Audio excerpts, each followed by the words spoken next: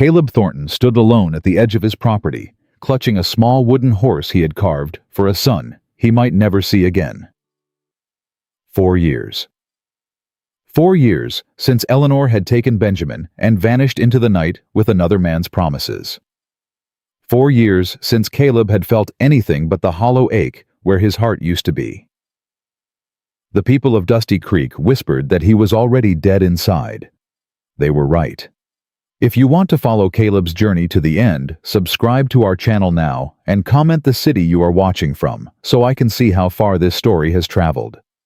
The summer of 1882 had turned Dusty Creek, Texas into a furnace. Caleb Thornton wiped the sweat from his brow and kept his eyes fixed on the horizon where heat waves danced like ghosts above the cracked earth. "You gonna stand there all day, or you gonna help me with these feed bags?" Caleb did not turn around. He knew his younger brother's voice too well. "I am thinking, Emmett. Dangerous habit for a man like you." Emmett limped up beside him, his wooden leg thumping against the dry ground. "What are you thinking about?" "Nothing that concerns you." "Everything concerns me when it comes to you, brother." Emmett pulled off his hat and fanned himself. "You have been staring at that road for near an hour now. Expecting someone." "No." "Funny thing about expectations." Emmett's voice carried that edge Caleb had learned to distrust. "Sometimes life sends you exactly what you need even when you ain't asking for it." Caleb finally turned to look at his brother. Emmett was grinning that crooked grin that usually meant trouble. "What did you do?" "Me nothing. Just been running the general store same as always." "Emmett." "Fine, fine." Emmett held up his hands. "I may have written a few letters." "Letters?" "To a certain agency in St. Louis. The kind that matches up lonely folks with other lonely folks." The words hit Caleb like a punch to the gut. He grabbed Emmett by the collar and yanked him forward. "Tell me you did not." "I did." Emmett did not flinch. "And she is arriving on the 4 o'clock stage. Today." Caleb released his brother and stepped back. His hands were shaking. "You had no right." "I had every right. You are my brother and you are dying, Caleb. Dying right in front of me, and I will not stand by and watch it happen." "I am fine." "You are not fine. You have not been fine since Eleanor took Benjamin and ran off with that banker from Austin. 4 years, Caleb. 4 years of you barely eating, barely sleeping, working yourself to the bone on this ranch like you are trying to kill yourself through labor. That is my business. It stopped being just your business when I had to drag you out of that barn last winter because you had not eaten in 3 days and collapsed." Emmett's voice cracked. "I lost Marcus in that fire. I will not lose you too." The mention of their older brother's name hung between them like smoke. Marcus, who had died saving Caleb's horses from a wildfire. Marcus, whose dog Whiskey now slept at the foot of Caleb's bed every night. "This is different," Caleb said quietly. How is it different? You are giving up same as if you walked into those flames yourself." "I am not giving up. I am done, Emmett. Done with trusting people. Done with letting anyone close enough to hurt me again. This woman is not Eleanor. You do not know that. You do not know anything about her. I know she is a nurse from Charleston. I know she lost her parents to yellow fever and got dismissed from her position for helping a colored child when the doctor refused." Emmett pulled a folded letter from his pocket. "I know she wrote back to me saying she was looking for a place where she could start fresh, where her past would not follow her. Sound familiar?" Caleb stared at the letter, but did not take it. "Send her back." "I cannot do that." "Then I will." "Caleb." But Caleb was already walking toward the barn. He needed to saddle his horse. He needed to meet that stage before anyone else did tell this woman there had been a terrible mistake and put her right back on the next coach heading east. The ride into Dusty Creek took 20 minutes at a hard gallop. By the time Caleb reached the main street, his shirt was soaked through with sweat and his mood had darkened to match the dust clouds trailing behind him. The stage had already arrived. A small crowd had gathered near the depot. Clara Whitmore, the widow who ran the boarding house, was there. So was Sheriff Tom Dawson and a few other busybodies who apparently had nothing better to do on a Tuesday afternoon than gawk at newcomers. And there she was. She stood apart from the crowd, surrounded by 2 tattered trunks and a leather medical bag that looked like it had seen better days. She wore a traveling dress in faded green that was completely inappropriate for the Texas heat. Her dark hair was escaping from its pins in every direction, and she was arguing with the stage driver. "I paid for 3 trunks, sir, and I intend to collect all 3. "Lady, I already told you. That 3rd trunk fell off somewhere around Abilene. Ain't nothing I can do about it now. That trunk contained my mother's medical instruments. Instruments that have been in my family for 2 generations. Well, maybe your family should have packed them better." The woman's shoulders went rigid. Caleb could see her fighting to control her temper. "I packed them in a reinforced wooden case wrapped in quilts. The issue was not my packing. The issue was your company's reckless driving. Now listen here, Missy. It is Miss McAllister, and I will be filing a formal complaint with your superiors in St. Louis. Good luck with that." The driver spat tobacco juice near her feet and climbed back onto the coach. "Welcome to Texas." The stage rattled away, leaving the woman standing in a cloud of dust. She coughed, waved her hand in front of her face, and somehow managed to look dignified despite the circumstances. Caleb should have walked away right then. Should have waited until she was settled somewhere and approached her privately. Instead, he found himself walking toward her. "Miss McAllister." She turned. Her eyes were brown, he noticed. Not the pale blue of Eleanor's, but a warm, earthy brown that seemed to hold a quiet fire. "Yes. Are you Mr. Thornton?" "I am."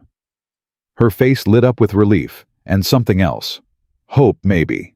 It made Caleb's stomach twist. "Oh, thank goodness. I was beginning to worry that—" She stepped forward to greet him, and her boot caught on the edge of her trunk. She stumbled, arms pinwheeling, and crashed directly into his chest. Caleb caught her automatically, his hands gripping her shoulders to steady her. She smelled like lavender and road dust. She was warm against him in a way that made him acutely aware of how long it had been since he had touched another person. "I am so sorry." She pulled back quickly, her cheeks flushing red. "I have a terrible habit of tripping over things. My mother always said I could find the only uneven board in a perfectly flat floor." "Miss McAllister." "Please call me Josie. Miss McAllister makes me feel like my grandmother." She smiled at him, and it was such an open, genuine smile that Caleb felt something crack in the wall around his heart. He hardened himself against it. "Miss McAllister, there has been a mistake." "A mistake? The letters you received, I did not write them." The color drained from her face. "I beg your pardon. My brother Emmett. He wrote those letters without my knowledge or consent. He had no right to make promises in my name, or to bring you all the way out here under false pretenses." Josie stared at him. For a long moment, she did not speak. Then she reached into her pocket and pulled out a bundle of letters tied with a blue ribbon. "These letters," she said slowly, "talk about a man who lost his wife and son. A man who feels like he has nothing left to live for but wants to try. A man who is looking for a partner, not just a wife. Someone to share the burden of loneliness. I did not write those words. But are they true?" The question caught Caleb off guard. "That is not the point." "I think it is exactly the point, Mr. Thornton." Josie's voice was steady, but he could see her hands trembling as she held the letters. "I sold everything I owned to come here.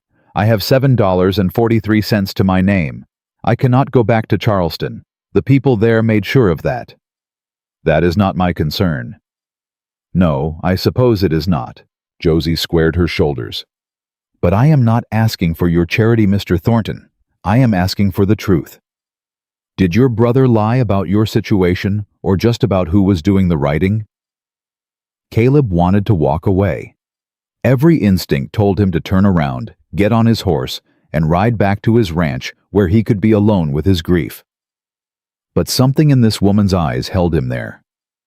"My wife left me 4 years ago," he heard himself say. She took my son with her, Benjamin. He was 3 years old. I am sorry. I do not want your pity. Good, because I was not offering any. Josie tucked the letters back into her pocket. I know what it is like to lose everything, Mr. Thornton. Pity does not help. Only moving forward does. You do not understand. Then help me understand.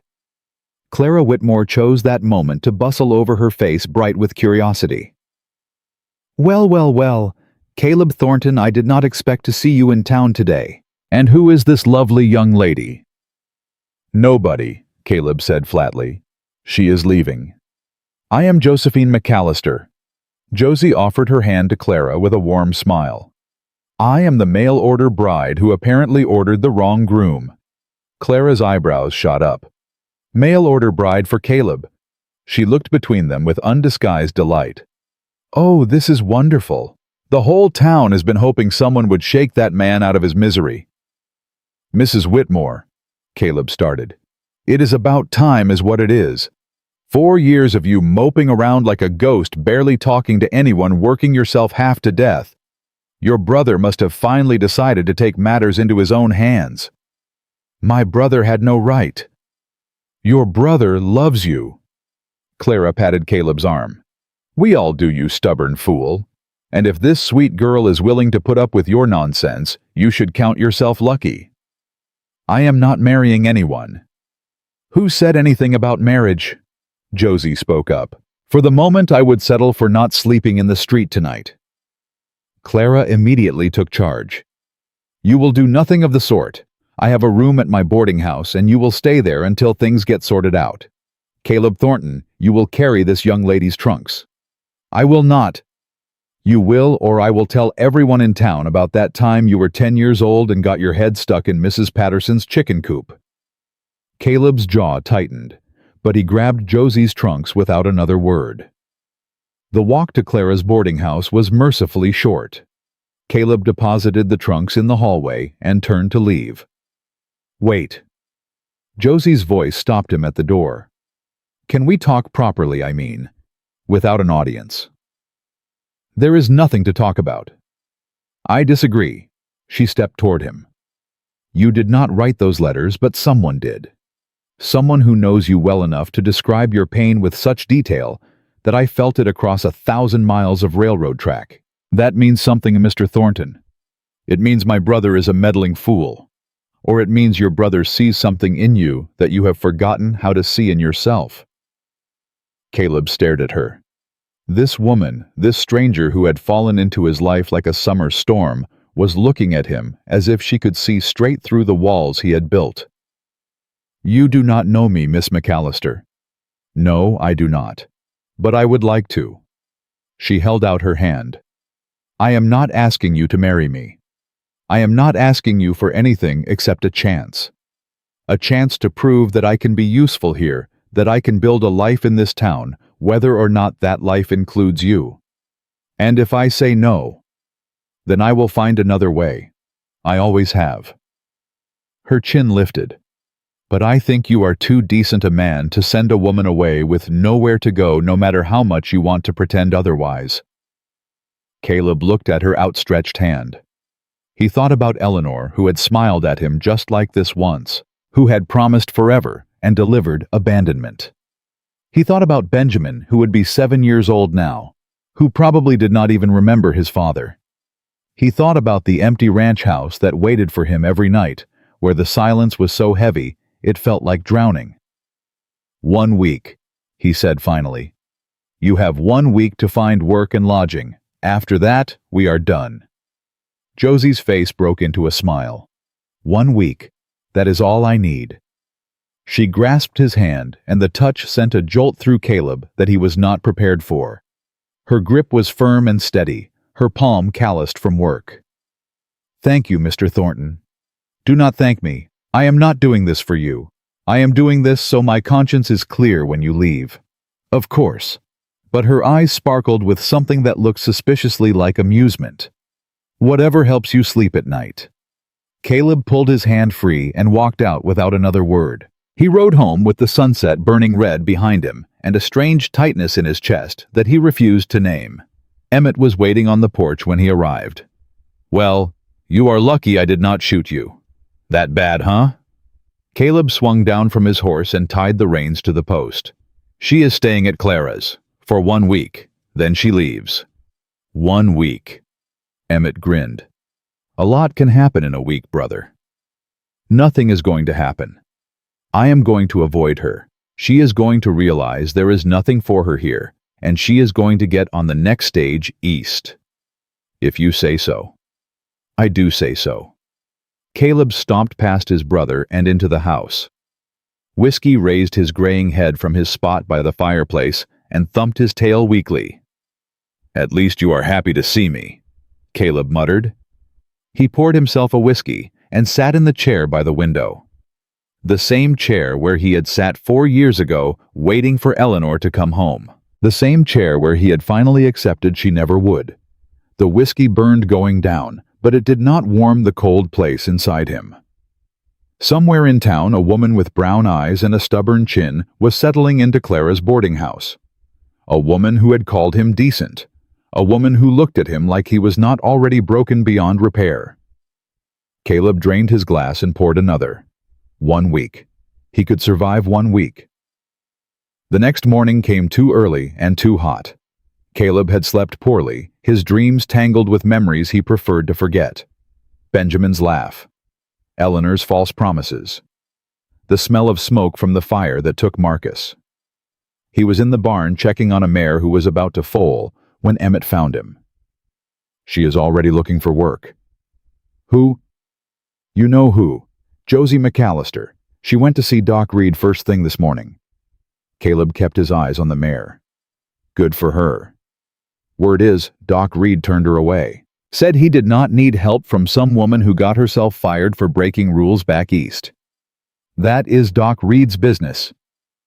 "She also went to the schoolhouse. Mrs. Patterson said they are not hiring." "Then she will get on that stage sooner rather than later." Or... Emmett leaned against the stall door. "She could work here." Caleb's hands stilled on the mare's flank. "No." "We need help, Caleb. The summer drive is coming up. Half our horses are sick with something Doc Reed cannot identify, and you have been running yourself ragged trying to do the work of 3 men.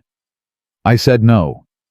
She is a nurse, a trained medical professional. If anyone can figure out what is wrong with our horses, I do not want her here. Why? Because she might actually help. Because you might have to talk to another human being." Caleb spun to face his brother. "Because the last woman I trusted destroyed everything I had. Is that clear enough for you?" Emmett did not back down. "Josie McAllister is not Eleanor. You do not know that. I know she traveled 1,000 miles with nothing but hope and $7 to her name. I know she stood up to you yesterday when most people would have crumbled. I know she has fire in her, the kind that does not burn out easy." Emmett's voice softened.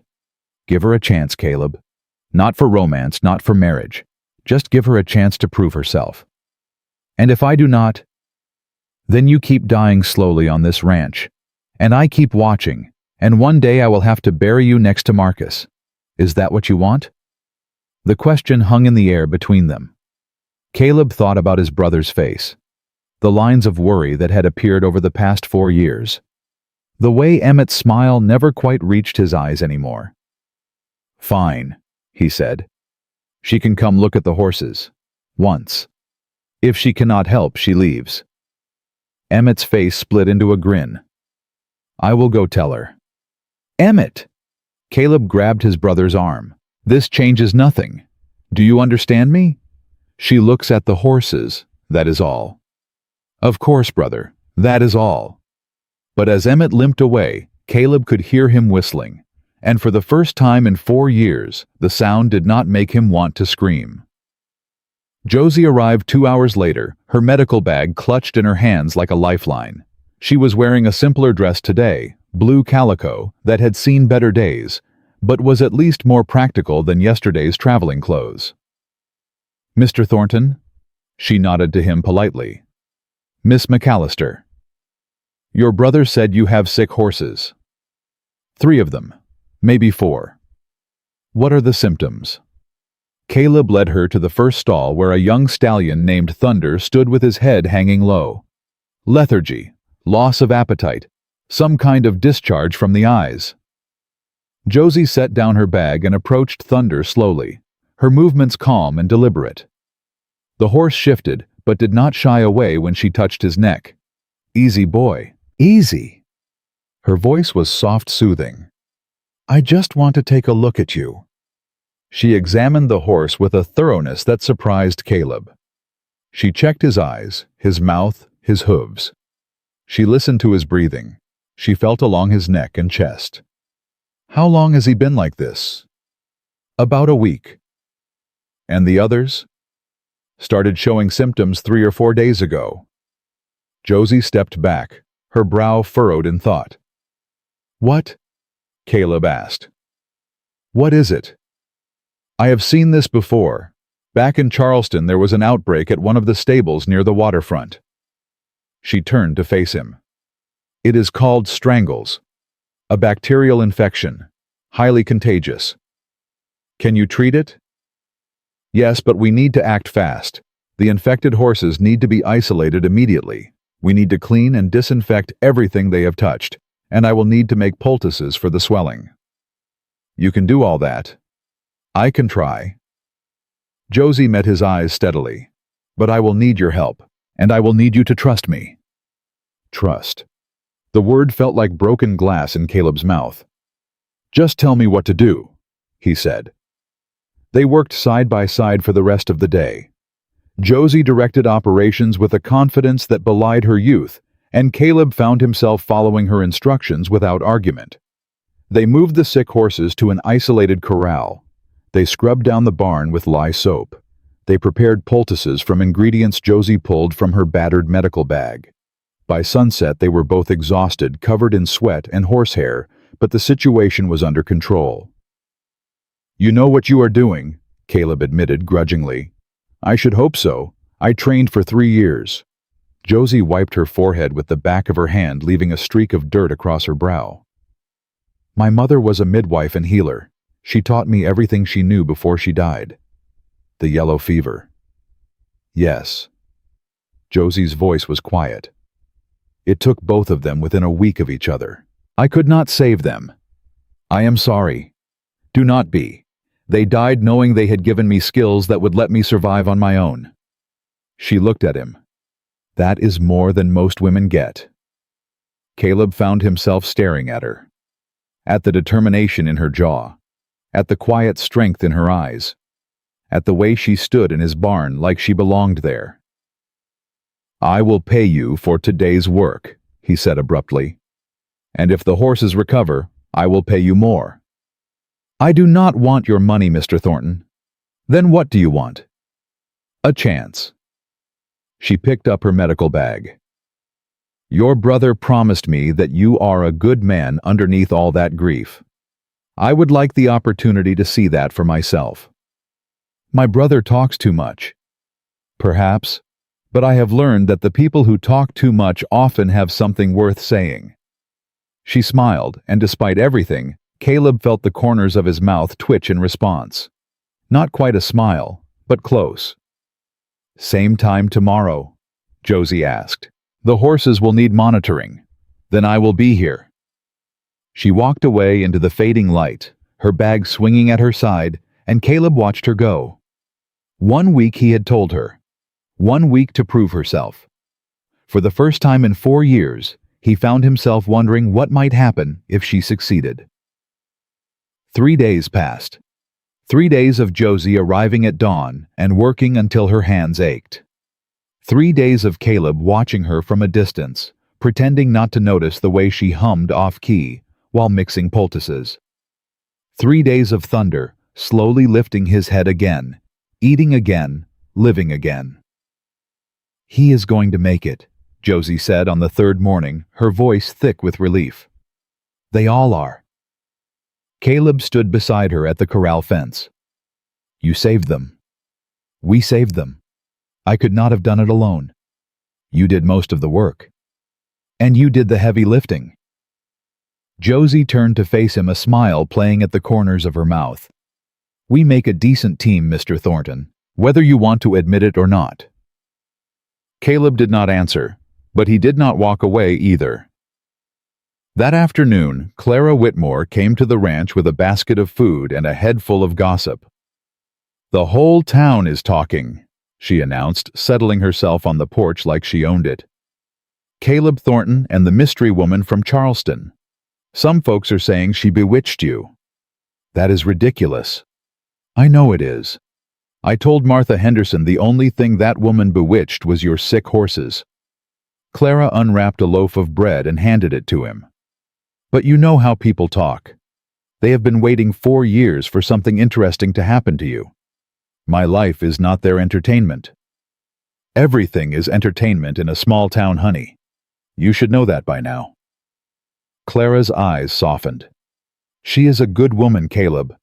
I have been watching her this week. She helps everyone who asks, never complains, and she has not said one unkind word about you, despite the fact that you have been treating her like something stuck to your boot.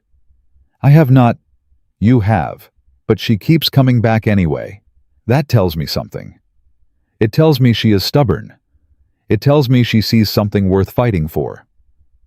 Clara stood and brushed off her skirts. Now I need to get back to town. But you think about what I said. And for heaven's sake, invite that girl to supper. She has been eating nothing but bread and cheese for 3 days. Clara left before Caleb could argue. He found Josie in the barn applying fresh poultices to Thunder's neck. Her sleeves were rolled up, her hair escaping its pins, and there was a smudge of something green on her cheek. Miss McAllister. She looked up. Mr. Thornton? Have you eaten today? I had some bread this morning. That is not enough. It is enough to keep me standing. Caleb crossed his arms. You will eat supper here tonight. Emmett is cooking. Josie blinked. Are you inviting me to dinner? I am telling you that you need to eat, and Emmett makes too much food for 2 people. That sounds remarkably like an invitation. Take it however you want. A smile broke across Josie's face.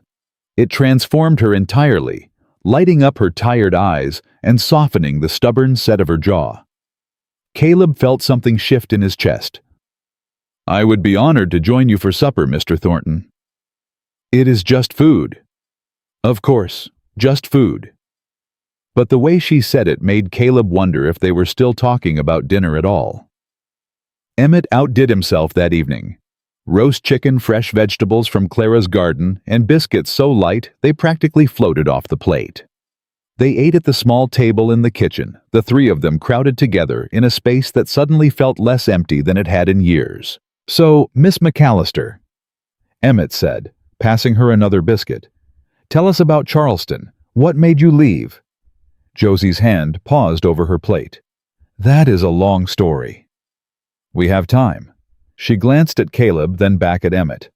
I was a nurse at St. Michael's Hospital. I loved my work. The patients, the challenge, the feeling of making a difference. What happened?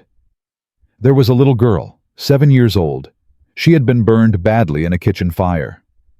Josie's voice went quiet. She was colored. Dr. Warren refused to treat her, said it was not worth wasting supplies on someone who would probably die anyway. Emmett's expression darkened. That is barbaric. I thought so too. So when Dr. Warren went home for the evening, I treated her myself. Cleaned the wounds, applied salve, stayed with her through the night. Josie's hands tightened around her fork. She lived. Her name was Ruby. She sent me a letter last month, told me she wants to be a nurse too someday. And the hospital fired you for saving her life, Caleb said. It was not a question. They said I had overstepped my authority, that I had wasted hospital resources, that I had shown poor judgment by prioritizing a colored child over protocol. Josie's jaw hardened. But what they meant was that I had embarrassed Dr. Warren, and no one embarrasses Dr. Warren. That is unjust, Emmett said. That is Charleston. Josie set down her fork. After they dismissed me, Dr. Warren made sure everyone knew I was difficult, insubordinate, not to be trusted, No hospital would hire me. No family would take me as a private nurse.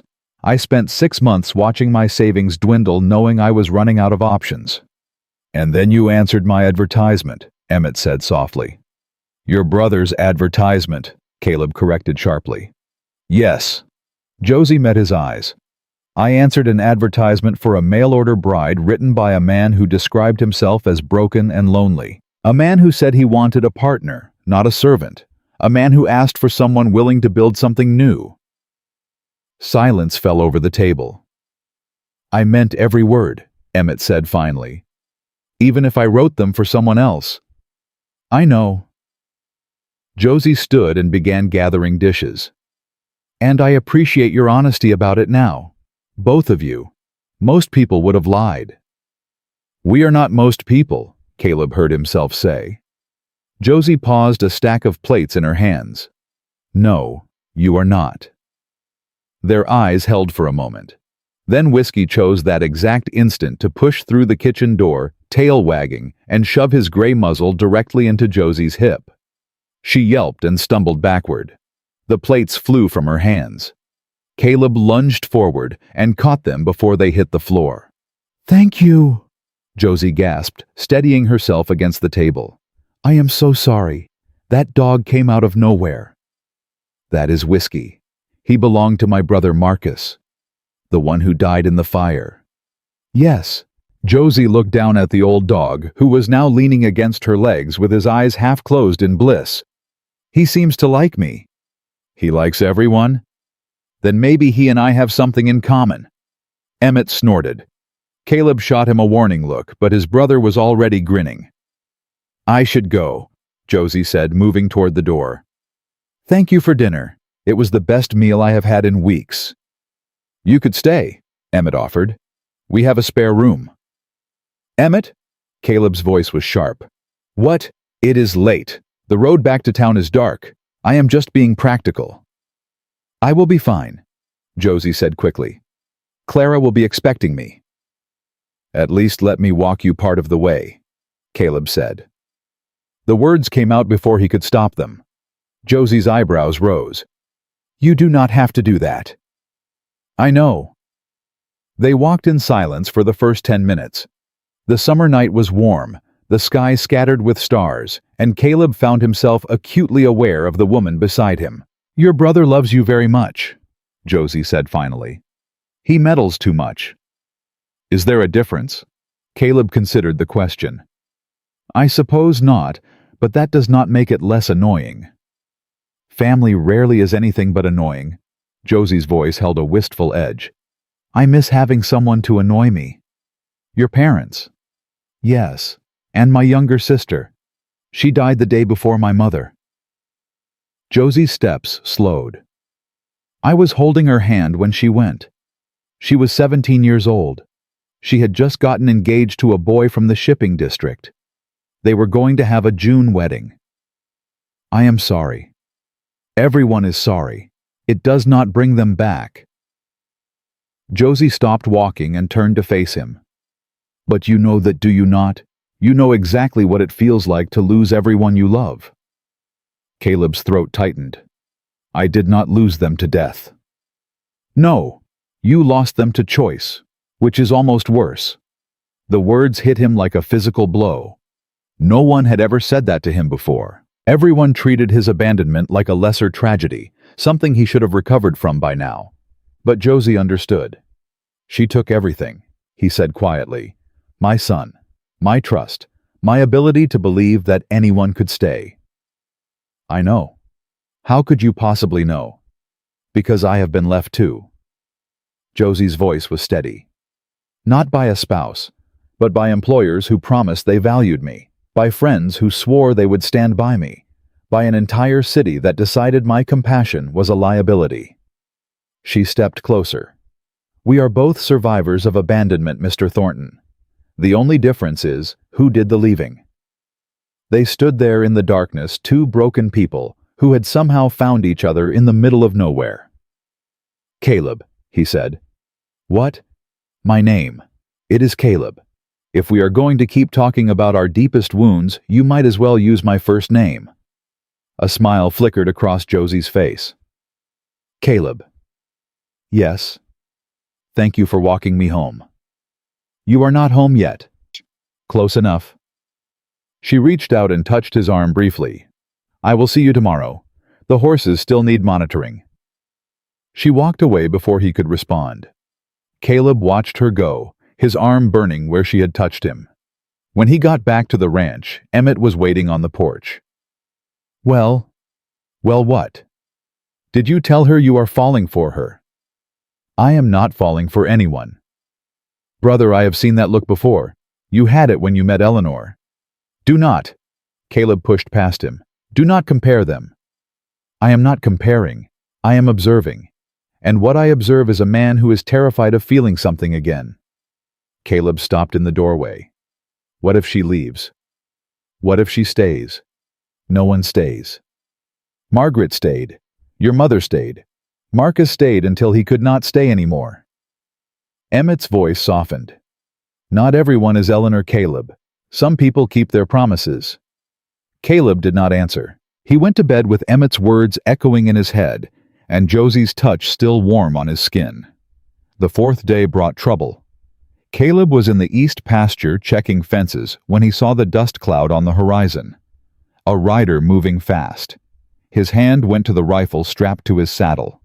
But as the rider drew closer, Caleb recognized him. Tom Dawson, the sheriff.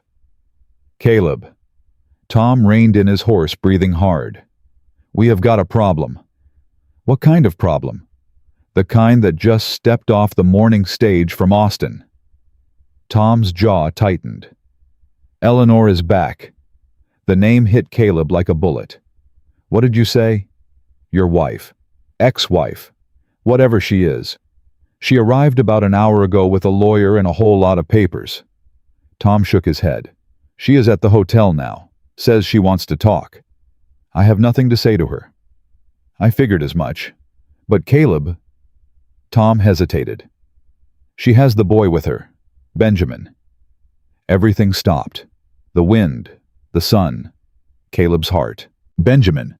He is 7 now. Looks just like you. Tom reached out and gripped Caleb's shoulder. I thought you should hear it from a friend before you heard it from someone else. Caleb kicked his horse into a gallop before Tom finished speaking. He reached town in 15 minutes. His horse was lathered, his heart pounding, his mind racing with 1,000 questions. Benjamin. His son. Here. After 4 years of silence, 4 years of not knowing if the boy was alive or dead, or had forgotten his father entirely.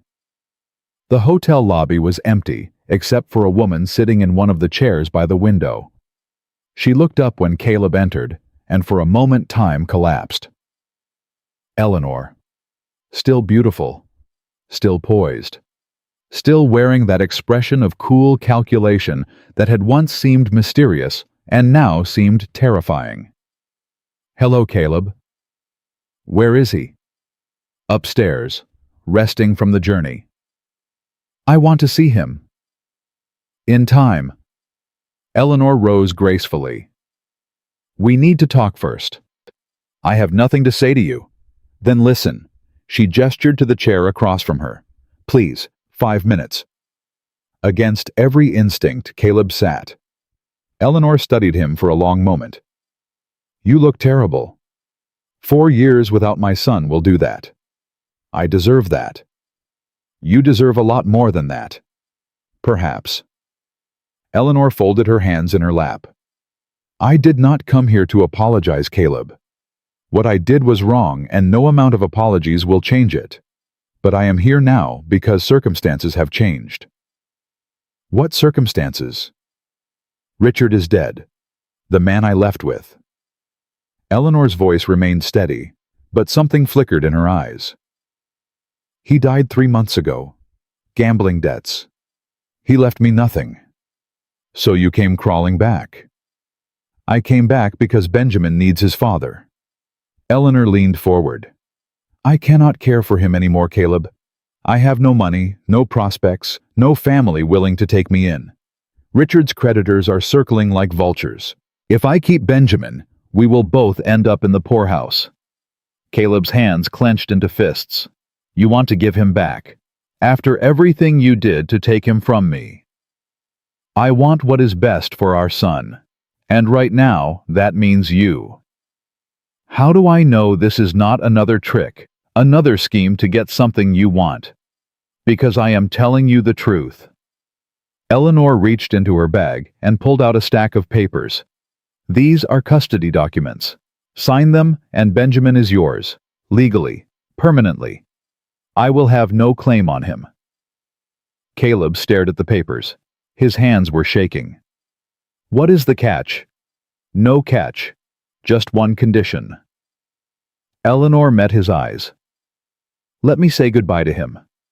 Let me explain as much as a 7-year-old can understand why his mother is leaving. Then I will go, and you will never see me again. Why should I trust you? You should not." Eleanor's mask cracked slightly. "But you should trust that I love our son, even if I have a terrible way of showing it. I do not want him to grow up wondering why his mother abandoned him without a word. I did that to you, and I see now what it cost." Caleb wanted to rage. He wanted to throw the papers in her face and tell her to burn in hell. He wanted to hurt her the way she had hurt him. But Benjamin was upstairs. Benjamin, who was 7 years old. Benjamin, who needed his father. "I will sign the papers," Caleb said finally. "But I want to see him first." Eleanor nodded. "Room 7. He has been asking about you." Caleb took the stairs 2 at a time. His hand trembled as he knocked on the door. A small voice answered. "Who is it?" "It is." Caleb's voice broke. "It is your pa, Benjamin." The door flew open, and there he was, small and dark-haired, and looking up at Caleb with eyes that were so familiar it hurt. "Pa." Caleb dropped to his knees and opened his arms. Benjamin ran into them, burying his face against his father's chest. "I thought you did not want me anymore," Benjamin whispered. "Mama said you went away." "I never went anywhere." Caleb held his son so tight he was afraid he might break him. "I have been waiting for you every single day, Benjamin." "Really? Really?" Benjamin pulled back and looked up at him. "Are you going to leave again?" "I never left, son, and I am never going to let anyone take you from me again." Caleb brushed the hair from Benjamin's forehead. "I promise." For the first time in 4 years, Caleb Thornton felt something other than pain. He felt hope. Caleb carried Benjamin down the hotel stairs. The boy clung to his neck, refusing to let go, and Caleb understood. 4 years of separation had created a fear in both of them that would take time to heal. Eleanor waited in the lobby with her lawyer.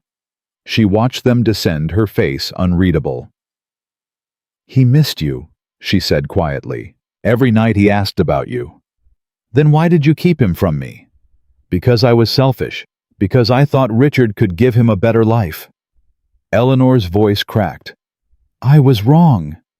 Caleb wanted to scream at her. He wanted to demand answers for every sleepless night, every unanswered letter, every birthday that had passed without his son. But Benjamin was in his arms, listening to every word. "Sign the papers," Caleb said instead. "Let us get this done." The lawyer spread documents across a table. Caleb read every line, searching for traps, for loopholes, for any sign that this was another of Eleanor's schemes. But the language was clear. Full custody, no visitation rights, a complete severance. "You are sure about this?" Caleb asked Eleanor. "I am sure that Benjamin deserves a father who will put him first. I was never good at that." Eleanor reached out and touched Benjamin's hair. The boy flinched away, pressing closer to Caleb. Pain flashed across her face. "Take care of him." Caleb signed. When it was done, Eleanor left without looking back. Caleb stood in the hotel lobby, holding his son, holding the papers, holding a future he had stopped believing in. "Pa." Benjamin's voice was small. "Where are we going?" "Home, son. We are going home." The ride back to the ranch was quiet. Benjamin sat in front of Caleb on the saddle, his small hands gripping the horse's mane. Every few minutes, he would turn and look up at his father, as if checking to make sure Caleb was still there. "I have a dog," Caleb said. "His name is Whiskey. A real dog. A real dog. He is old and gray, but he likes to be scratched behind the ears. Mama never let me have a dog. Richard said they were dirty." Caleb's jaw tightened at the mention of Richard. "You can have as many dogs as you want now." "Really? Really?" When they reached the ranch, Emmett was waiting on the porch. His face went pale when he saw Benjamin. "Good Lord. Is that—" "It is." Caleb dismounted and lifted Benjamin down. "Benjamin, this is your Uncle Emmett."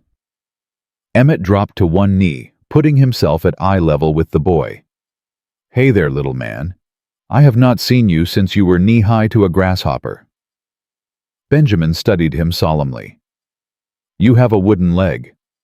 "I do. Lost the real one in the war." "Does it hurt?" "Sometimes, but I have gotten used to it." Benjamin considered this. "Pa said you are his brother. That is right? Then you are my family too." Something cracked in Emmett's voice. "Yes, Benjamin, I am your family too." The boy nodded satisfied and turned to look at the ranch. "Is this where I live now?" "This is where you live now," Caleb said. Whiskey chose that moment to push through the door, tail wagging. Benjamin's face lit up. The dog! He ran toward Whiskey, and the old dog greeted him with wet licks and happy whines. Caleb watched his son laugh, really laugh, and felt something in his chest unknot for the first time in years. "How?" Emmett asked quietly. "Eleanor just gave him back. Richard is dead. She has nothing left." "And you believe her?" "I believe the legal documents I signed, and I believe the look in Benjamin's eyes when he told me he thought I did not want him anymore." Caleb's voice hardened. "She poisoned his mind against me, Emmett. Told him I left. Told him I did not love him. That witch. She is gone now. That is all that matters." Emmett put a hand on Caleb's shoulder. "What about Miss McAllister?" Caleb had not thought about Josie since he heard Eleanor was in town. Now the memory of her hit him like cold water. "What about her?" "She is still here, brother. Still showing up every day to check on those horses. Still looking at you like you hung the moon." Emmett paused. "How are you going to explain a 7-year-old son?" "I do not have to explain anything. She is just here temporarily." "Is she—" Before Caleb could answer, Benjamin came running back with Whiskey at his heels. "Pa, can I sleep with the dog tonight? Please." "We will see." "That means no." "It means we will see." Caleb ruffled his son's hair. "Come on, let us get you something to eat." Josie arrived the next morning at her usual time. Caleb watched her walk up the drive from the window, her medical bag swinging at her side, her hair already escaping its pins. "Who is that lady?" Caleb looked down at Benjamin, who was pressed against his leg. "That is Miss McAllister. She has been helping with the sick horses." "Is she a doctor?" "She is a nurse. Mama said nurses are servants." "Your mama was wrong about a lot of things." Caleb guided Benjamin toward the door. "Miss McAllister is a good woman. You will be polite to her." They stepped onto the porch just as Josie reached the steps. She stopped short when she saw Benjamin. "Oh, Miss McAllister, this is my son Benjamin." "Benjamin, say hello." "Hello," Benjamin said dutifully. Josie looked from the boy to Caleb and back again. Her face cycled through confusion, surprise, and something else that Caleb could not quite read. "I did not know you had a son." "He was living with his mother. That situation has changed." "I see." Josie knelt down to Benjamin's level just as Emmett had done. "Hello, Benjamin. I am Josie. I heard you met Whiskey last night." Benjamin nodded cautiously. "He slept on my bed." "Did he, lucky dog?" Josie smiled and something in her eyes softened. I bet he was happy to have someone to snuggle with. Benjamin relaxed slightly. He snores. Loud, I bet. Really loud. Well, that is what old dogs do. They snore and they steal the blankets and they make everything better just by being there. Benjamin almost smiled. I like him. I like him too. Josie stood and met Caleb's eyes. The horses are doing well. Another week and they should be fully recovered. Good. I should check on them. Benjamin, why don't you help Miss McAllister? She could use someone to hold her medical bag. Benjamin looked uncertain. Can I? If she says yes. Josie held out her hand. I would love the help. Benjamin hesitated, then took her hand. Caleb watched them walk toward the barn together, Josie shortening her stride to match the boys. Emmett appeared beside him. She is good with children. Do not start. I am just making an observation. Make it somewhere else. But Caleb did not stop watching until they disappeared into the barn. The next few days fell into a strange rhythm. Josie continued coming to the ranch, but now her duties had expanded to include entertaining Benjamin while Caleb worked. The boy had taken to her immediately, trailing after her like a duckling, asking endless questions about the horses and her medical bag, and whether Charleston was as big as Austin. It is bigger, Josie told him one afternoon while they sat on the porch. It is right on the ocean. Have you ever seen the ocean? No. Mama said we would go someday, but we never did. Maybe your pa will take you someday. Benjamin looked at Caleb, who was repairing a fence nearby. Do you think he will? I think your pa would do anything for you. He missed me. He told me. Every single day. I believe that. Miss Josie? Yes. Are you going to stay? The question hung in the air. Caleb stopped hammering, though he did not turn around. I do not know, Josie said honestly. That depends on a lot of things. What things? Grown-up things, complicated things. I want you to stay. Benjamin's voice was small but certain. You make Pa smile. He did not used to do that. Caleb's hands tightened on the hammer. Did I? Josie asked softly. Yes. Uncle Emmett said Pa was like a ghost before you came. But now, he is not. Benjamin. Caleb's voice was rough. That is enough. The boy fell silent, his face crumpling with confusion. Josie put a gentle hand on his shoulder. Why don't you go see if Whiskey wants to play fetch? I saw some sticks by the barn. Benjamin ran off and Josie walked over to where Caleb was standing. He is just a child. He should not be saying things like that. Why? Because they are true. Caleb finally looked at her. What do you want from me, Josie? The same thing I have wanted since I got here. A chance. She stepped closer. I know things are complicated now. I know you have your son back, and your whole world has changed. But I am still here. I am still willing to try. Try what? Try to build something. With you. With Benjamin. With this place. Josie's voice was steady, but her hands were trembling. I know you are scared. I am scared too, but I am tired of running from things that scare me. You should be running from me. I am broken, Josie. I do not know how to trust anyone anymore. Then let me teach you. What if I hurt you? What if you do not? They stood there inches apart, the summer heat pressing down on them like a physical weight. Caleb could see the pulse beating in Josie's throat. He could smell the lavender in her hair. He could feel every wall he had built over the past 4 years crumbling under the weight of her gaze.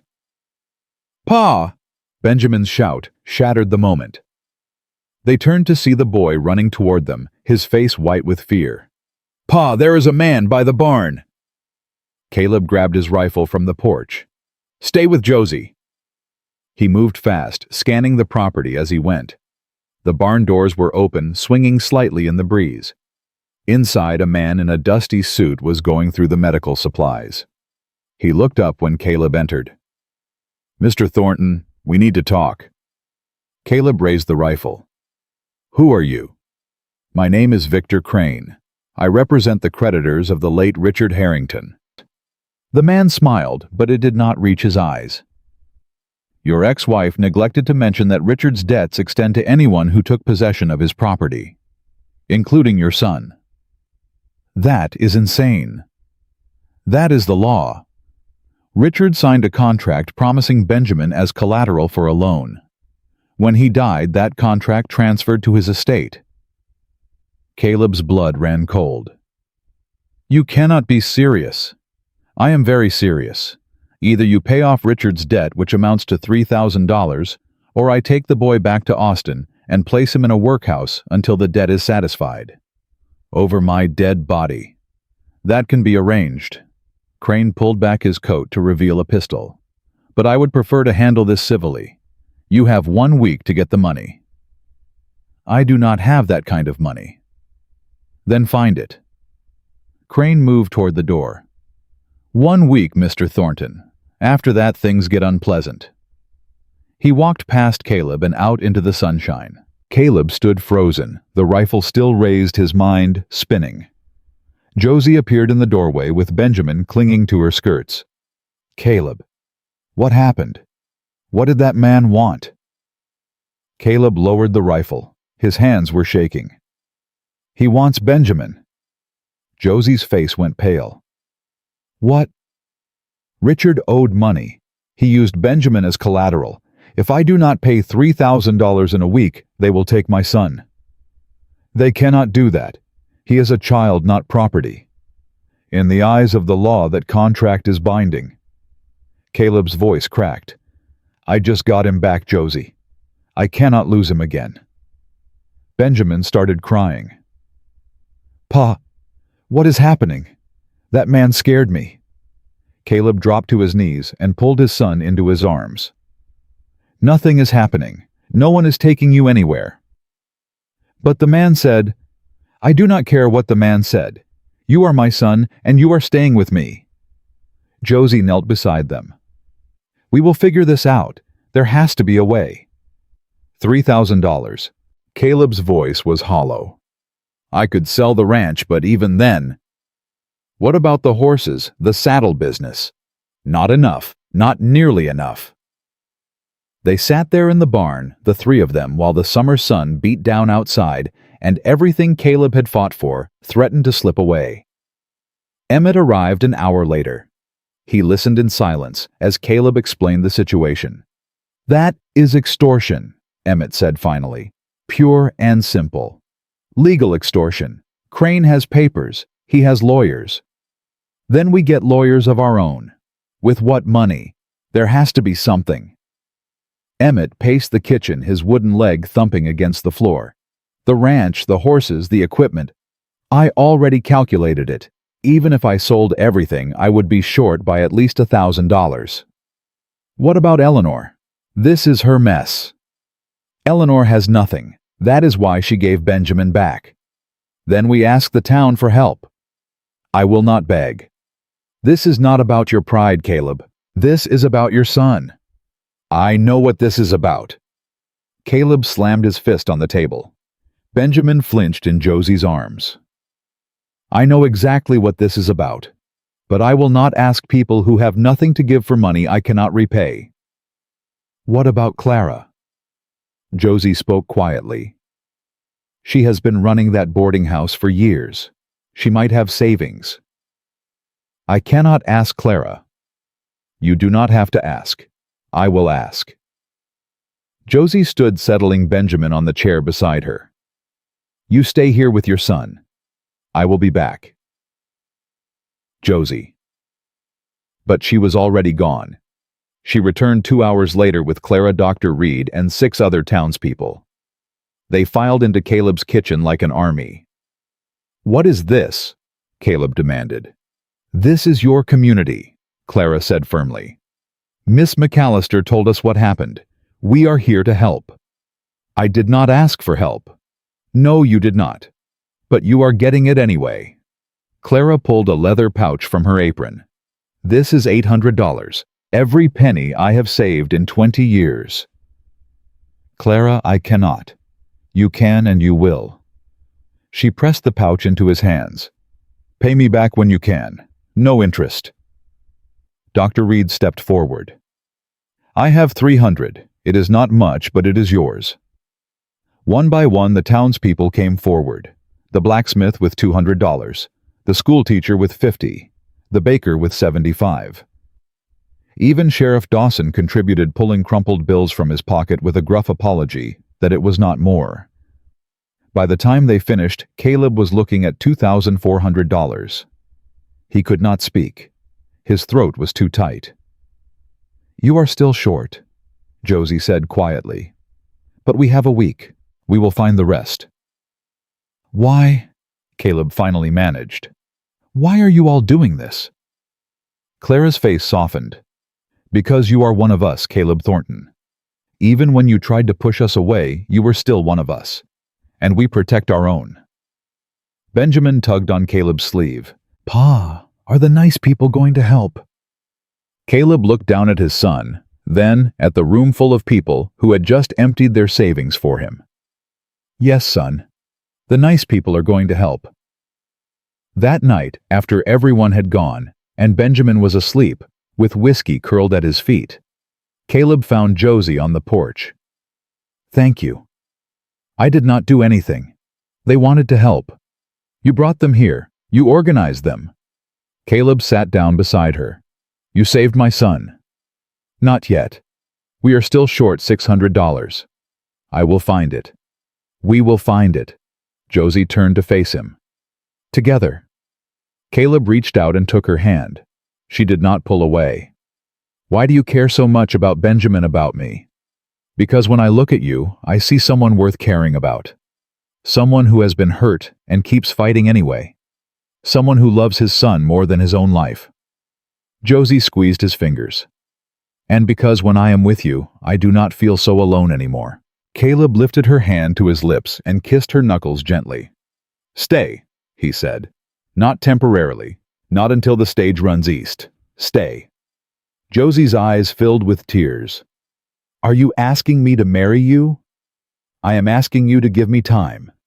Time to be the man you deserve. Time to heal. Time to learn how to love again. Caleb held her gaze. But yes. Someday, when I am ready, I want to marry you, Josie McAllister. Then I will wait. You might be waiting a long time. I have nowhere else to be. They sat together on the porch until the stars came out. Her hand in his, the future uncertain, but somehow less frightening than it had been before. Inside, Benjamin dreamed of dogs and horses and a father who would never let him go. The next morning brought no solutions. Caleb had been awake since before dawn, pacing the kitchen floor, while Whiskey watched him with tired eyes. $600. It might as well have been 6,000. You are going to wear a hole in that floor. Caleb turned. Josie stood in the doorway, her hair loose around her shoulders, her face soft with sleep. I cannot stop thinking about it. I know. She crossed the room and put her hands on his arms. But you need to rest. You will not help Benjamin if you collapse from exhaustion. How can I rest when my son's future is hanging by a thread? Because tomorrow you will need your strength. Josie guided him toward a chair. Sit. I will make coffee. Caleb sat too tired to argue. He watched Josie move through his kitchen with an ease that felt both strange and right. She belonged here. He realized that now. She had belonged here from the moment she fell off that stage. I have been thinking, Josie said as she worked. About the money. What about it? There might be another way. I am listening. Josie turned to face him. My medical bag, the one that fell off the stage near Abilene. What about it? It contained my mother's instruments, silver handles, gold inlay. They were worth a fortune when she bought them. Josie's voice tightened. If I could find them, we could sell them. Josie, Abilene is 3 days' ride from here. We do not have time. Then I will go alone. You stay with Benjamin. Absolutely not. The roads are dangerous. I can take care of myself. I do not doubt that, but I am not letting you ride across Texas alone. Benjamin appeared in the doorway, rubbing his eyes. What is happening? Why are you fighting? We are not fighting, Caleb said quickly. We are just talking. You sound mad. I am not mad at Miss Josie. I am just worried. Benjamin padded over and climbed into Caleb's lap. Worried about the bad man. Yes, son, worried about the bad man. Miss Josie will fix it. Benjamin said it with complete confidence. She fixed the horses. She can fix anything. Josie's eyes met Caleb's over the boy's head. Something passed between them that neither could name. I am going to try, Josie said softly. I promise you both, I am going to try. The day passed in tense silence.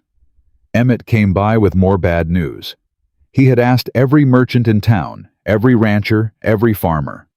No one had money to spare. I even tried the bank, Emmett admitted.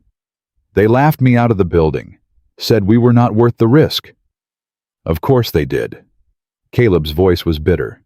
When have banks ever helped anyone who actually needed it? What about selling some horses?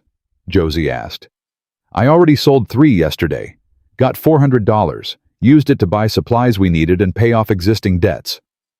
Caleb ran a hand through his hair. We are running on empty, Josie. There is nothing left to sell. There has to be something. There is not. Caleb stood abruptly. I need to check on the herd. Benjamin, stay with your uncle. He was halfway to the barn when Josie caught up with him. Caleb, wait. I cannot talk right now. Then listen. She grabbed his arm and forced him to face her. I know you are scared. I know you feel like the walls are closing in. But running away will not solve anything. I am not running. I am thinking. You are panicking. And that is okay. That is allowed. But you cannot do it alone. Josie's grip tightened. Let me help you. How? How can you help me when I cannot even help myself? By reminding you that you are not the same man you were a week ago. That man had given up. That man thought he was alone. But you are not alone anymore, Caleb. You have Benjamin. You have Emmett. You have an entire town willing to empty their pockets for you. She reached up and cupped his face. And you have me. Caleb closed his eyes. Her hands were warm against his skin. Her voice was steady when his whole world was shaking. What if it is not enough? Then we will deal with that when it happens. But we are not there yet. Josie pulled him forward and pressed her forehead to his. Stop borrowing trouble from tomorrow. Today is hard enough. They stood like that for a long moment. Then Whiskey barked from somewhere near the house, and Benjamin's laugh echoed across the yard, and the world kept turning despite everything.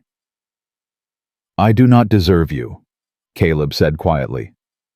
No, you probably do not, Josie smiled, but you are stuck with me anyway.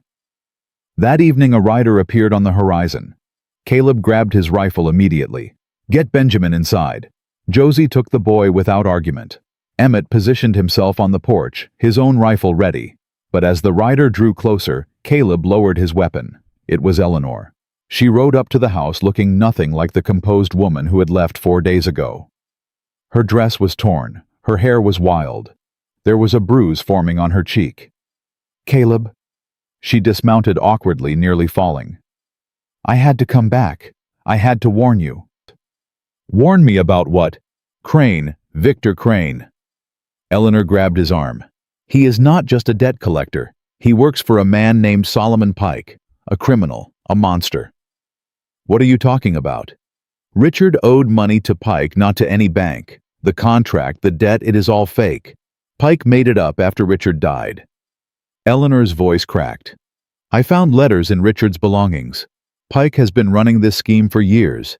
He finds widows, orphans, vulnerable people, and he creates false debts to extort them. Then the contract is not legal. It does not matter. Pike has judges in his pocket, sheriffs too. He makes the law whatever he wants it to be. Eleanor's eyes filled with tears. I did not know, Caleb. When I left Benjamin with you, I thought he would be safe. I thought the debt died with Richard. Why did you come back? Because I overheard Crane talking to another man. They are not planning to take Benjamin to a workhouse. Eleanor's whole body shook. They are planning to sell him to a mining operation in Colorado. Children work the narrow shafts. Most of them do not survive the winter. Caleb's blood turned to ice. When? Tomorrow. Crane is bringing men, 5 or 6 of them. Eleanor gripped his arm harder. You have to run, Caleb. Take Benjamin and run tonight. Go somewhere they cannot find you. I am not running.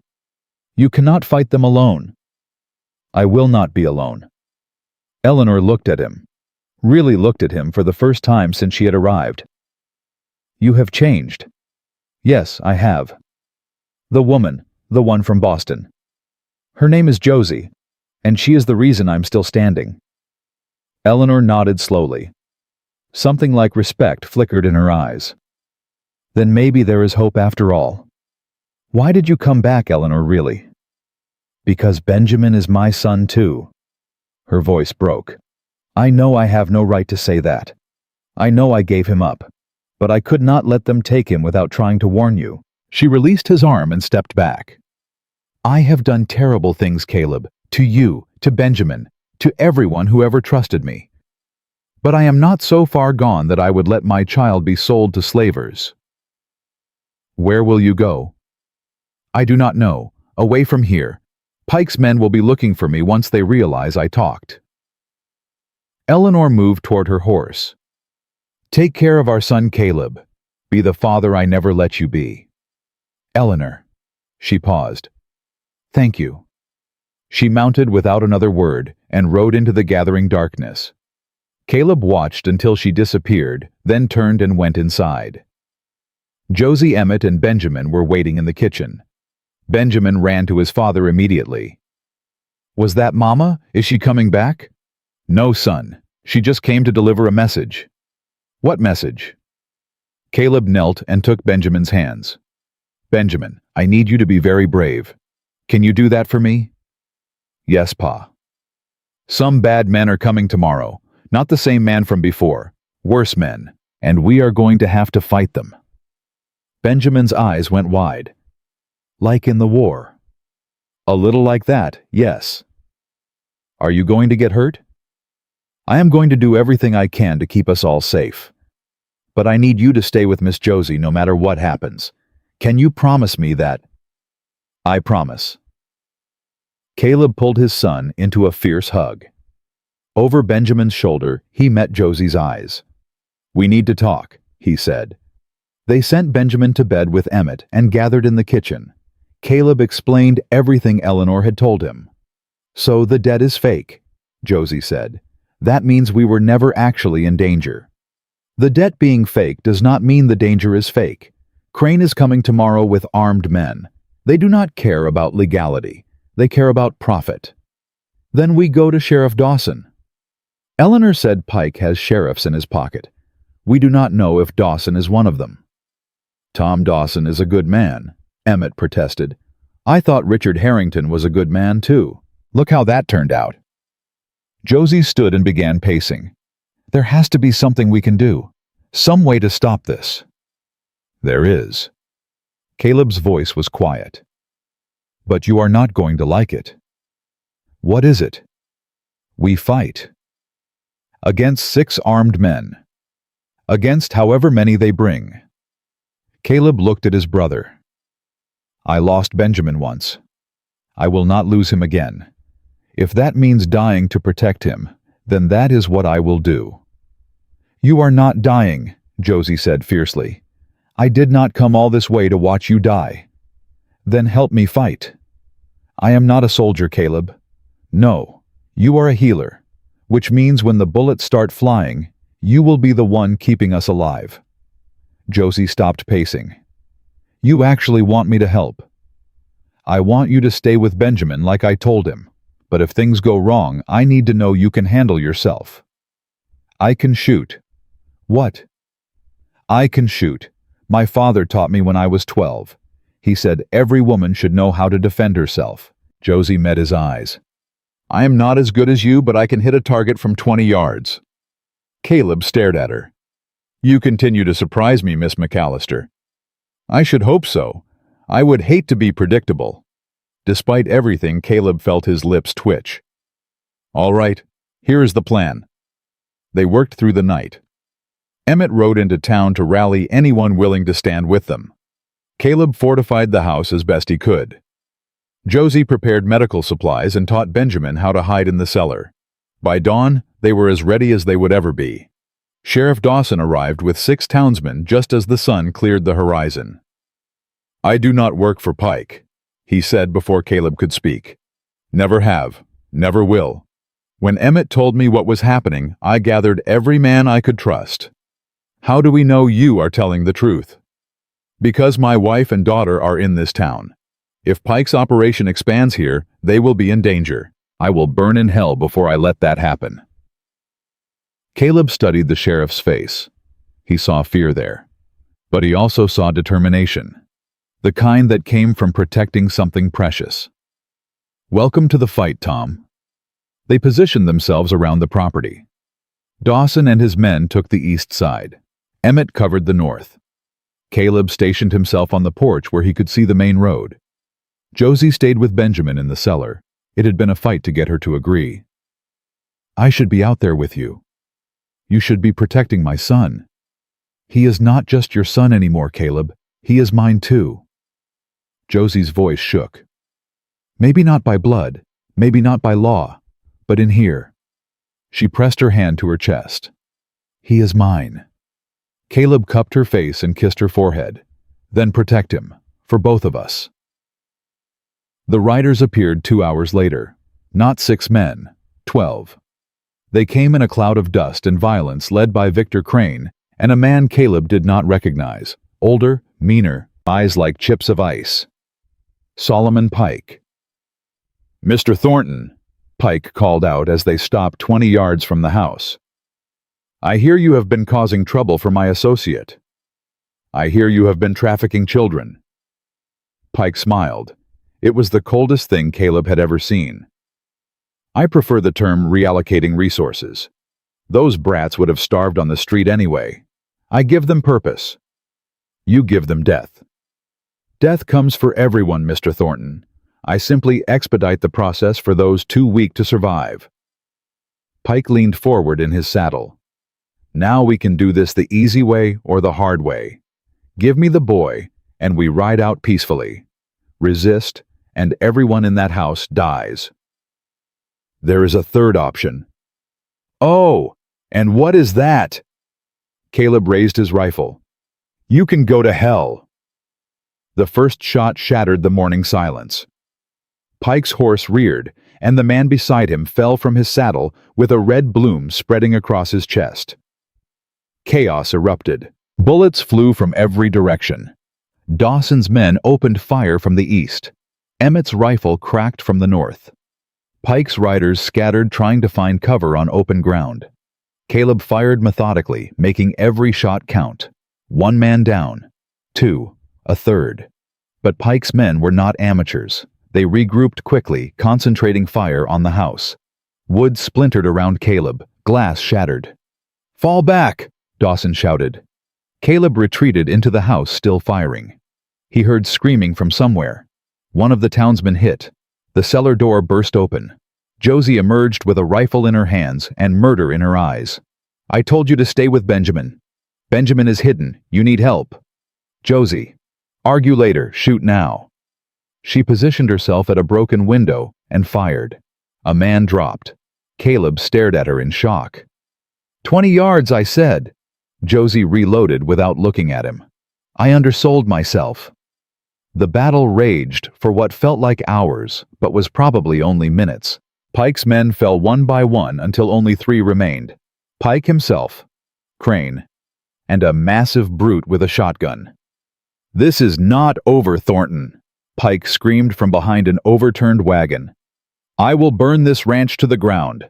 I will hunt you to the ends of the earth. Then come and get me. Pike rose from cover, pistol raised. Caleb pulled his trigger. Click. Empty. Pike smiled. Goodbye, Mr. Thornton. The shot came from the cellar. Benjamin stood in the doorway, a small pistol shaking in his hands. The bullet went wide, hitting nothing but air. But it was enough. Pike turned toward the new threat. Caleb lunged. They crashed together, rolling across the porch in a tangle of fists and rage. Pike was older, but vicious. He fought dirty. Teeth. Nails. A hidden knife that sliced across Caleb's arm.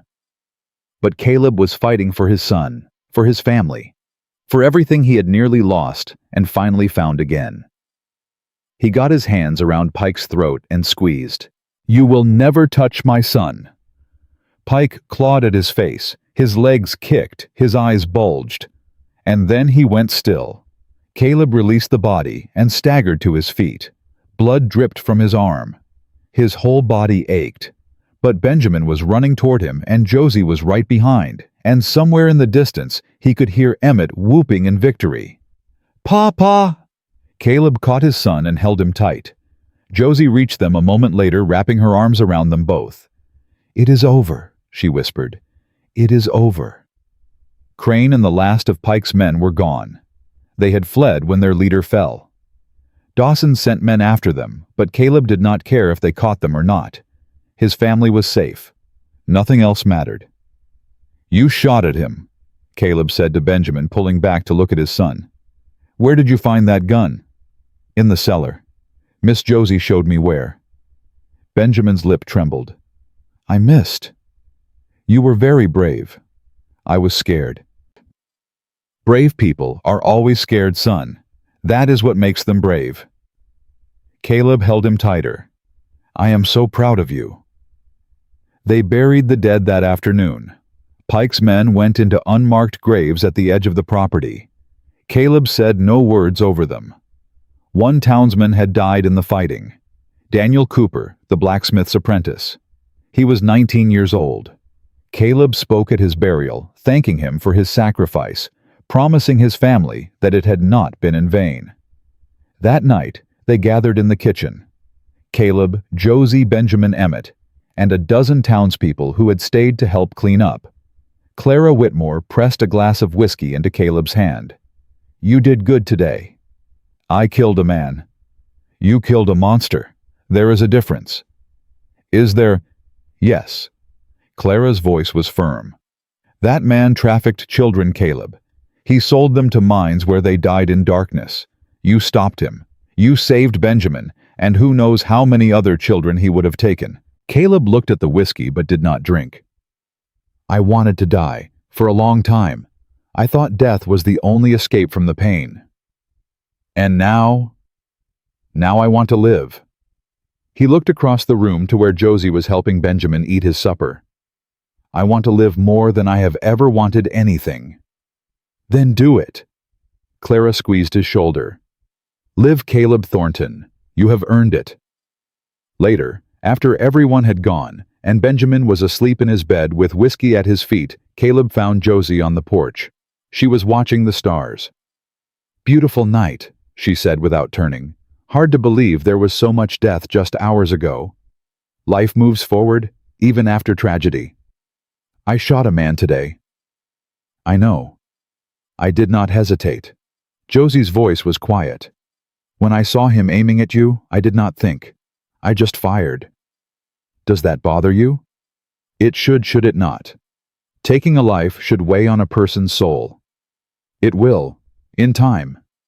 Caleb moved to stand beside her. "But you did what you had to do to protect the people you love. That is not murder, that is survival." "The people I love." Josie turned to face him. "You said that like it is obvious. Is it not? I do not know. Is it?" Caleb reached out and took her hand. "I think it has been obvious since the moment you fell off that water trough and into my life." "I did not fall off a water trough." "Fine. Since the moment you tripped over your trunk and crashed into my chest." Josie laughed. It was the most beautiful sound Caleb had heard all day. "I love you," he said. The words came out easier than he expected. "I love you too." Josie stepped closer. Even though you are stubborn and grumpy and terrible at expressing your feelings. I am getting better. You are. She reached up and kissed him softly. Much better. They stood together in the darkness, two survivors who had found each other against all odds. Behind them, the house held a sleeping child and a loyal dog and the beginning of something new. Tomorrow would bring challenges. The law would have questions. Pike's organization might seek revenge. The money they had borrowed would need to be repaid. But tonight, there was only this. This moment. This woman. This impossible, improbable, perfect second chance at happiness. Caleb pulled Josie closer and looked up at the stars. For the first time in 4 years, he did not feel like he was drowning.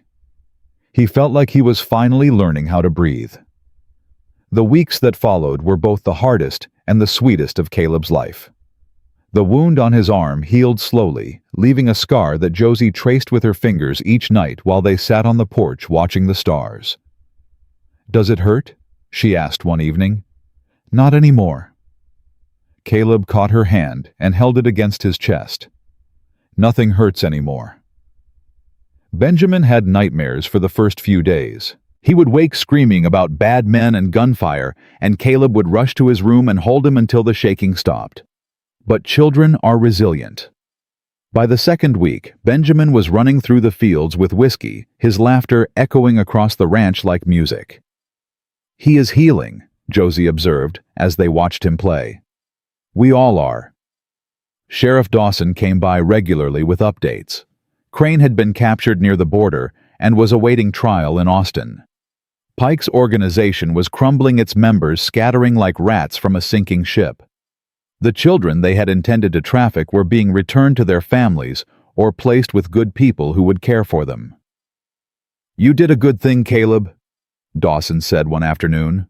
"More good than you know. I was just protecting my son. You were protecting everyone's sons, everyone's daughters." Dawson shook his hand firmly. "This town owes you a debt. The town already gave me everything it had. I am the one in debt. Then pay it back by living well. That is all any of us want." The money the townspeople had contributed weighed heavily on Caleb's mind. Clara refused to take any of it back. "Consider it an investment," she said when he tried to return her $800. "An investment in your happiness, in your family." "Clara, do not argue with me, Caleb Thornton. I am too old and too stubborn to change my mind." "You are not old. I am old enough to know a good thing when I see it." Clara glanced toward Josie, who was helping Benjamin feed the horses. "That woman loves you. Your son adores her. And you finally look like a man with a reason to live. I feel like one too. Then my money was well spent." 1 month after the battle, Emmett called a town meeting at the church. Caleb did not want to go, but Josie insisted. "They want to celebrate you. Let them." "I do not need celebrating." "No, but they need to celebrate. They need to feel like they were part of something good." Josie took his hand. "Let them have this, Caleb. For their sake, not yours." The church was packed when they arrived. Every face Caleb recognized. The baker who had given $75. The school teacher who had given $50. Dr. Reed, who had finally stopped treating Josie like a threat and started treating her like a colleague. Emmett stood at the front, grinning like a fool. "Ladies and gentlemen, we are here tonight to honor 3 people. 3 people who faced down evil and won." The crowd applauded. Caleb felt his face burn. "First, my brother Caleb, a man who spent 4 years hiding from life and is finally ready to start living again." More applause. Benjamin tugged on Caleb's sleeve. "Pa, everyone is clapping for you." "I know, son. Are you embarrassed?" "Very." Benjamin giggled. "You look funny when you are embarrassed." "Second," Emmett continued, "my nephew Benjamin, the bravest 7-year-old I have ever known. When faced with a monster, he picked up a gun and defended his family." Benjamin's eyes went wide. "Me?" "You," Caleb confirmed. "You were very brave." "And finally," Emmett's voice softened.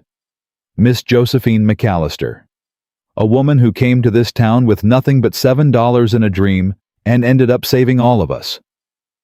Josie stood frozen beside Caleb. Her eyes were glistening. This town has voted unanimously to make you an official citizen of Dusty Creek, Emmett announced. You belong here now, Miss McAllister. You are one of us. The applause was thunderous. Josie covered her mouth with her hands, tears streaming down her face. I do not know what to say, she managed. You do not have to say anything, Clara called out. Just stay. That is all we ask. I am not going anywhere. Josie looked at Caleb. Not ever. After the meeting, they walked home together through the warm summer night. Benjamin ran ahead with whiskey, both of them too full of energy to walk at a normal pace. That was unexpected, Josie said. Emmett loves surprises. He loves you. He has a strange way of showing it, forging letters, arranging marriages, throwing public ceremonies, all of which worked out rather well. Caleb stopped walking. Josie turned to face him, confusion in her eyes. Caleb. He dropped to one knee. What are you doing? Something I should have done weeks ago. Caleb pulled a small box from his pocket. Inside was a simple gold band. Not expensive, not fancy. But it was his mother's ring, the one she had worn until the day she died, the one Caleb had kept in a drawer for 15 years, waiting for the right person. Josephine McAllister, you came to this town expecting to marry a man you had never met. You stayed when that man turned out to be broken and angry and barely alive. You healed my horses. You healed my son. You healed me. Caleb's voice cracked. Will you marry me? Josie was crying again. Yes. Yes. Yes, you stubborn, grumpy, wonderful man. Yes, I will marry you. Caleb slid the ring onto her finger and stood. She threw her arms around his neck and kissed him, and somewhere in the distance, Benjamin started cheering. Pa is kissing Miss Josie, he shouted to no one in particular. Pa is kissing Miss Josie. Your son is announcing our engagement to the entire county. Josie laughed against Caleb's lips. Let him. I do not care who knows. They were married 3 weeks later in the same church where the town had celebrated them. It was a small ceremony. Clara and Emmett stood as witnesses. Benjamin served as ring-bearer, dropping the rings twice before successfully delivering them to the altar. Nervous? Caleb asked as Josie approached him. Terrified. Good. So am I. Then we are perfectly matched. The vows were simple, traditional, but when Caleb looked into Josie's eyes and promised to love her until death parted them, he meant every word with every fiber of his being. I now pronounce you husband and wife, the preacher declared. You may kiss the bride. Caleb kissed his wife. His wife. The word felt foreign and wonderful and absolutely right. Benjamin tugged on his sleeve. Does this mean Miss Josie is my mother now? Josie knelt down to his level. Only if you want me to be. Benjamin considered this for a long moment. Can I call you Ma? I would like that very much. Okay. Benjamin threw his arms around her neck. I love you, Ma. I love you too, sweetheart. Josie held him tight, tears streaming down her face. I love you so much. The reception was held at Clara's boarding house. The whole town came. There was dancing and drinking and more food than Caleb had seen in one place in his entire life. You did good, brother, Emmett said, handing him a glass of whiskey. Real good. I had help. We all do. That is the whole point. Emmett clinked his glass against Caleb's. To family. To family. That night, after the guests had gone, and Benjamin was asleep in his bed with whiskey snoring at his feet, Caleb and Josie sat on the porch of their home. Their home. It was not just Caleb's house anymore. It was theirs. Are you happy? Josie asked. I did not think I could be this happy. I did not think it was possible. And now I know better. Now I understand that happiness is not something you find. It is something you build, with the right people, in the right place. Caleb pulled her closer. With you. I was so scared when I got on that stage in Charleston. Scared that I was making a mistake. Scared that I was running away instead of facing my problems. Were you? Maybe. But I was also running toward something. I just did not know what it was yet. And now you do? Now I do. Josie kissed him softly. I was running toward you, Caleb Thornton. I just did not know it until I got here. The months that followed were filled with work and laughter, and the quiet joy of building a life together. The ranch flourished. Caleb's horses recovered fully, and word spread about the woman who had saved them. Ranchers from 3 counties came to consult with Josie about sick animals, and she never turned anyone away. You should start charging, Caleb grumbled one evening after she had spent 4 hours treating a neighbor's cow. I cannot charge people who have nothing. They have something, they just do not want to pay. That is not true, Josie kissed his cheek. Besides, they always bring something. Eggs, vegetables, once a very nice ham. We have enough eggs to feed an army. Then we will have a very well-fed army. Benjamin started school in the fall. He was nervous the first day, clinging to Josie's hand and begging her not to make him go. What if the other children do not like me? They will love you. What if the teacher is mean? Mrs. Patterson is the kindest woman in town. She was one of the first people to welcome me here. What if I am not smart enough? Josie knelt and took his face in her hands. Benjamin Thornton, you are the bravest, smartest, most wonderful boy I have ever known. You face down bad men with a gun. You can face down a schoolroom. Will you be here when I get home? I will be here every day, I promise. Benjamin hugged her fiercely, then ran toward the school without looking back. Caleb watched from the porch. He loves you. I love him. You are good at this, being a mother. I had practice, all those years as a governess. Josie smiled. Though none of those children ever shot at criminals to protect me. He is special. He is, just like his father. Winter came early that year. The first snow fell in November, blanketing the ranch in white and forcing everyone indoors. Caleb spent the long evenings teaching Benjamin to carve wooden animals, while Josie read aloud from books she had ordered from back east. Pa, look. Benjamin held up a lopsided horse. I made whiskey. That is very good, son. It does not look like whiskey. Art is about expression, not accuracy. What does that mean? It means your father is trying to be nice, Josie said without looking up from her book. And he is not wrong. It is a beautiful horse, Benjamin, even if it does have 6 legs. Benjamin counted. Oh, that is too many, is not it? Slightly. Christmas that year was the first real holiday Caleb had celebrated since before Margaret died. Eleanor was a distant memory now, a chapter closed and forgotten. Josie had transformed the house with homemade decorations and the smell of baking, and Benjamin bounced around like a rubber ball, unable to contain his excitement. Is it morning yet? Is it morning yet? It is 2 hours past midnight. That is basically morning. Go back to bed. On Christmas morning, they gathered around the small tree Josie had insisted on cutting down herself.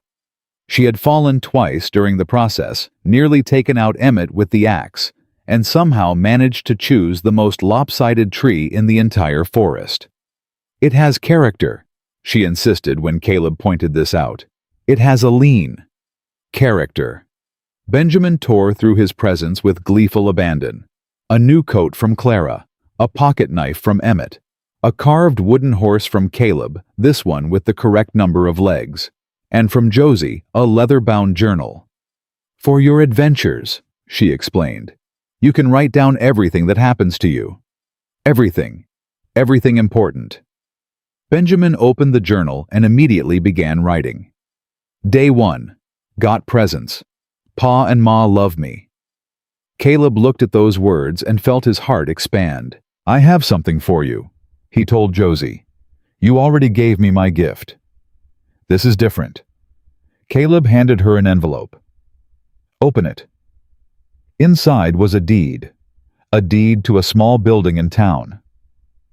I do not understand. The old doctor's office. Doc Reed is retiring next spring. He said he wanted you to have it. Caleb watched her face.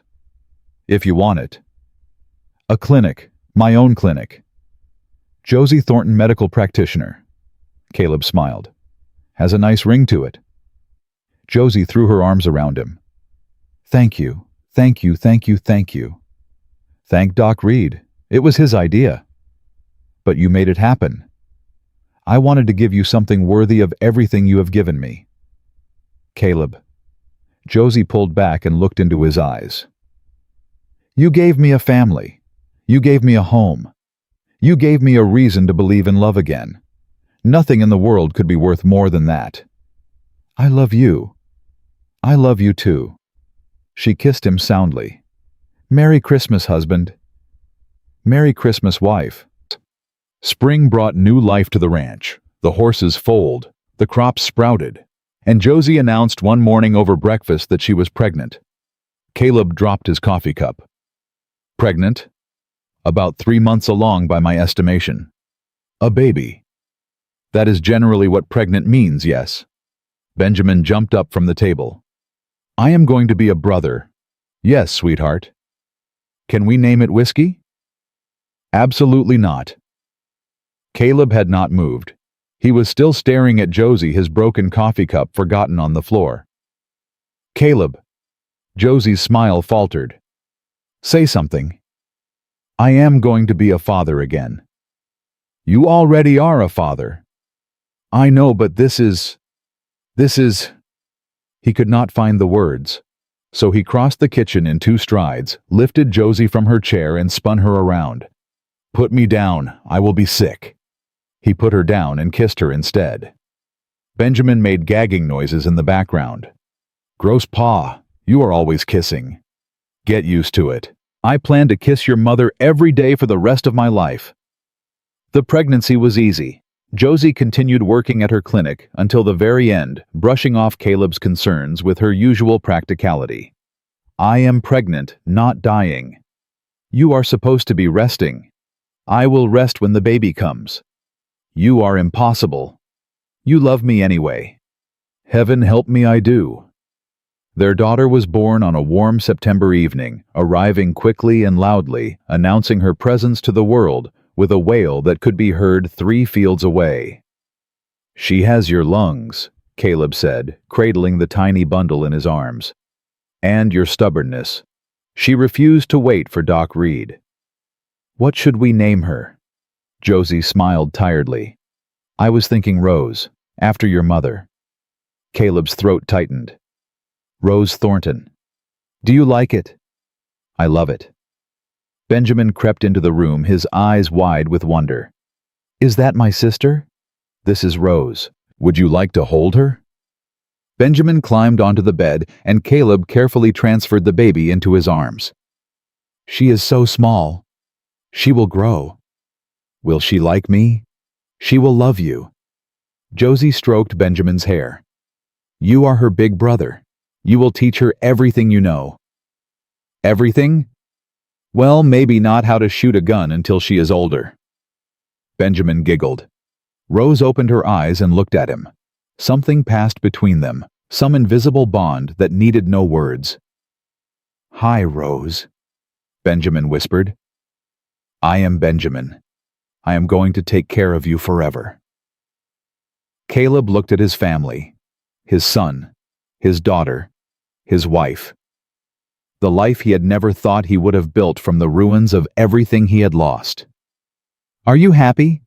Josie asked, echoing the question she had asked on their wedding night. I am so far beyond happy that I do not have a word for it. I do. What? Home. Josie reached for his hand. This is home. The years passed. Rose grew from a screaming infant into a fierce little girl who followed her brother everywhere and terrorized the chickens.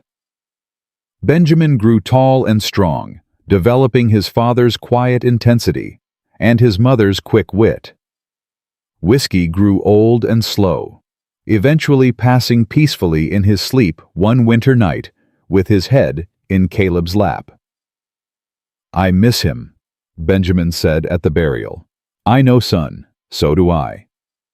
Will we get another dog?" "Someday, when we are ready." They were never quite ready, but strays found their way to the ranch anyway, drawn by some instinct that led them to a home where they would be loved. Emmett finally married at 42, wedding Clara Whitmore, in a ceremony that surprised absolutely no one except Emmett himself. "I never thought she would say yes," he admitted to Caleb afterward. "She has been waiting for you to ask for 5 years. She has. Everyone knew except you." The clinic thrived under Josie's care. She trained 2 assistants and eventually convinced a young doctor from the East to join her practice. Women came from 3 counties to have their babies delivered by the nurse who had become a legend. "They call you the Angel of Dusty Creek," Caleb told her one evening. "That is ridiculous." "Is it? You have saved more lives than anyone in this territory." "I do what I can." "You do miracles." On their 10th wedding anniversary, Caleb took Josie to the spot where he had proposed. The same field, the same stars, the same woman who had transformed his life. 10 years, Josie said, leaning against his shoulder. "Can you believe it?" "Some days, no. Some days it feels like we have been together forever. Like you were always meant to be here." "I was. I just had to find my way." "I am glad you did." "So am I." Josie turned to face him. "Do you ever think about how different things could have been if Eleanor had not come back, if Pike had succeeded, if I had never answered that advertisement?" "Sometimes. But then I look at our children, our home, our life, and I cannot imagine it any other way." "Neither can I." Caleb pulled her close. "I spent 4 years believing I was broken beyond repair, that I had lost everything worth living for, that the only thing waiting for me was darkness and pain. And now I know the truth that you showed me, that grief is not the end, that loss is not forever, that even the most shattered heart can learn to love again." "You learned to smile again," Josie said softly. "That is what I noticed first, that you had forgotten how. You reminded me. You were worth reminding." They stood together under the stars, 2 survivors who had found each other against impossible odds. Behind them, the ranch glowed with lamplight. Their children were sleeping. Their dog was dreaming. Their life was full. "I love you, Josephine Thornton." "I love you too, Caleb Thornton. Forever. Forever and beyond."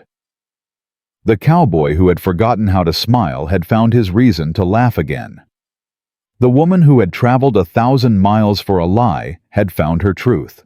And together they had built something stronger than either could have imagined. Not a perfect life. No life ever is. But a good one. A true one. A life worth living. And that was enough. That was everything.